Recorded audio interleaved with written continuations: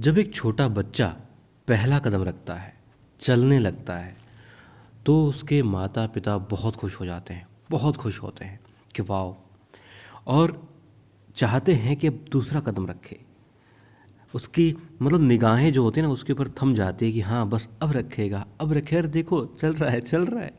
मतलब और साथ में बाहें फैलाएं, उसके आसपास उसके इर्द गिर्द जो है खड़े हो जाते हैं कि हाँ कहीं गिर ना जाए, उसे संभालने के लिए।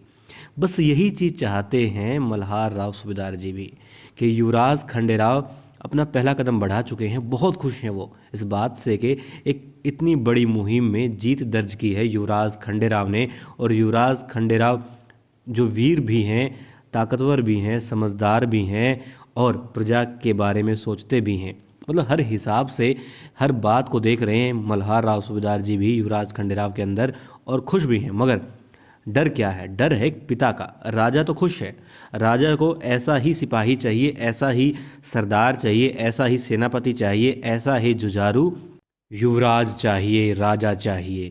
यही चीज़ चाहते हैं सूबेदार जी भी। मगर जब बात पिता की आती है, जो पिता का दिल है ना, वो डर जाता है कि कहीं बेटे को कुछ चोट न लग जाए, कुछ हो ना जाए, कहीं उसे कोई पीड़ा ना हो, कहीं उस पर कोई तलवार से हमला कर देता तो, कहीं कोई तीर आके लग जाता तो, कहीं उसे चोट लग जाती तो।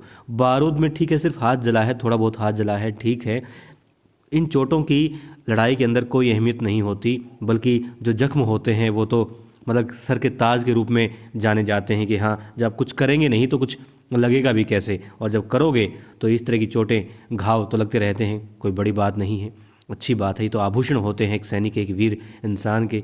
मगर बात ये कि जब पिता की बात आती है तो वो अपने बेटे को सुरक्षित देखना चाहता है, और यही कमी है भी यहाँ पर मल्हार राव सूबेदार जी की। और युवराज खंडेराव कहते हैं कि देवी अहिल्या उनके मन की बात नहीं समझ रही, उनकी तड़प को नहीं समझ रही है। मगर यहाँ पर युवराज खंडेराव भी मल्हार राव सूबेदार जी की तड़प नहीं समझ रहे हैं, अपने पिता की भावनाएं नहीं समझ रहे हैं। मगर युवराज खंडेराव को अच्छे से समझ गए हैं मल्हार राव सूबेदार जी, और इसीलिए राजपूताना मुहिम अब युवराज खंडेराव के हाथों से चली गई है। उम्मीद थी कि युवराज खंडेराव को वहाँ से मतलब बहुत अच्छी सफलता हासिल होगी, पूरे साम्राज्य का नाम होगा दूर दूर तक, और युवराज खंडेराव की प्रसिद्धि फैलेगी, हर कोई वाकिफ़ हो जाएगा कि मल्हार राव सूबेदार जी की संतान उनकी तरह ही वीर है, बल्कि उनसे भी वीर है। ये चाहते थे युवराज खंडेराव के पिता। मगर अब क्योंकि युवराज खंडेराव को अच्छे से समझ गए हैं, क्या कुछ सीख करके आए हैं, जान गए हैं, और इसीलिए उन्होंने ये तय कर लिया है कि युवराज खंडेराव को राजपूताना मुहिम के लिए नहीं भेजा जाएगा। हो सकता है गुन्नू जी को भेजा जाए। क्यों? क्योंकि एक तो ये तारापुर का जो किला था, जो तारापुर की मुहिम थी, हाथ में आई थी, मगर गुन्नू जी के हाथ से एकदम से चली गई। युवराज खंडेराव ने उसको फतेह कर लिया उनसे पहले ही। मगर ये भी प्लस पॉइंट हो सकता है कि गुन्नू जी को चलो एक मौका दिया जाए कुछ कर दिखाने का, क्योंकि मतलब उनकी थाली में रोटी रखी और फिर उठा ली युवराज खंडेराव ने, मतलब इस तरह की कुछ बात हो गई थी उनके साथ में। तो सूबेदार जी उनको एक थोड़ा सा भाई चलो खिलौना दे देते हैं, खुश हो जाएगा गुन्नू जी भी, और इसलिए भी दे सकते हैं। दूसरा, अपने आप को वो अब तक साबित करते आ रहे हैं कि हाँ मैं तो राज्य के बारे में बहुत कुछ सोचता हूँ, आपके बारे में सोचता हूँ सरकार, तो इसलिए भी उन्हें मौका दिया जा सकता है। और दूसरा, क्योंकि बहुत ही ज़्यादा लापरवाह रवैया है छोटे सूबेदार जी का, इसलिए बड़े सूबेदार जी उनको नहीं भेजना चाहते कि वो अभी लायक नहीं है, क्योंकि जोश से ज़्यादा होश की आवश्यकता होती है युद्ध के अंदर।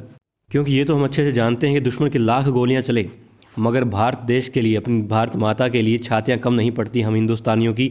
एक एक गोली के आगे एक एक छाती हम अड़ा देते हैं, 84 गोलियां हम अपनी छाती पर सह लेते हैं, मगर मातृभूमि के लिए मिटने से पीछे नहीं हटते हमारे कदम। मगर फिर भी जंग को जीतने के लिए इस मरने के डर को ख़त्म करने के अलावा कुछ और भी ज़रूरी होता है, जीतना भी ज़रूरी होता है, जीतने के लिए रणनीति बनाना भी ज़रूरी होता है, और सबका हित सोचना भी आवश्यक होता है। और इन चीज़ों से भी दूर है युवराज खंडेराव, इसलिए युवराज खंडेराव को नहीं भेजा जाएगा।